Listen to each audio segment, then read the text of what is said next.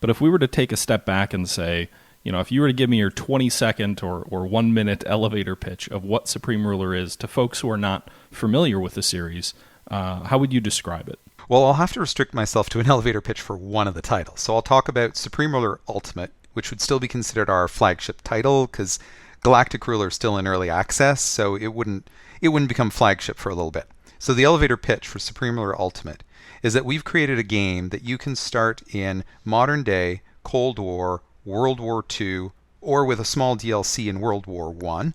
Start as any nation of the world, major or minor, control their military, economy, commerce, research, diplomacy, and just try and see if you can survive, if you can do better than the leaders who came before you, sort of thing. In a nutshell, I think that's about what it is.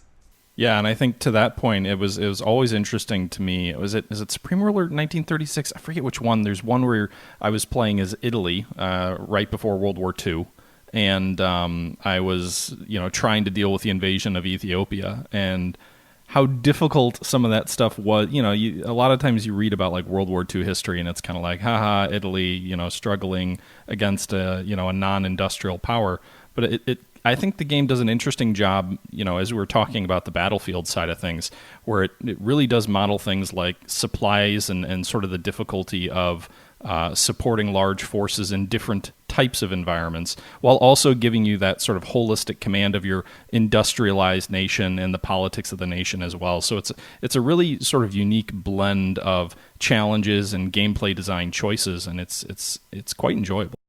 Oh, I'm glad it's enjoyable. It's definitely our first focus. The realism that blends into it is both a bonus and a curse, in the sense that, the supply model we have is something that it is one of our greatest achievements to me. The idea that you have a game where it's not just about making the bullets, but connecting the bullets to the guys in the field and using it. That we had that system working pretty well already in the first title, Supreme Ruler 2010.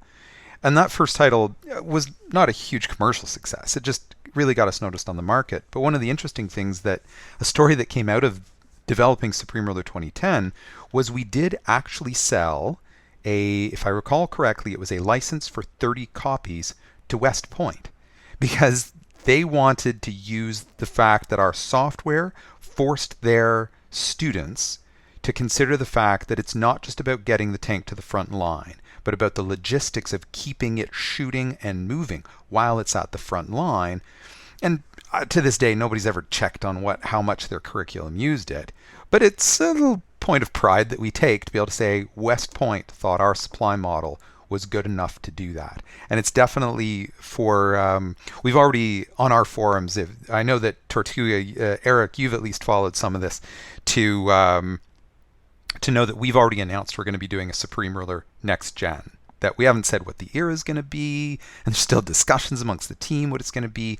But Supreme Ruler Ultimate is not the last Supreme Ruler game. When we're done with Galactic Ruler, there's just more we want to do. We're going to go back and do another Supreme Ruler game.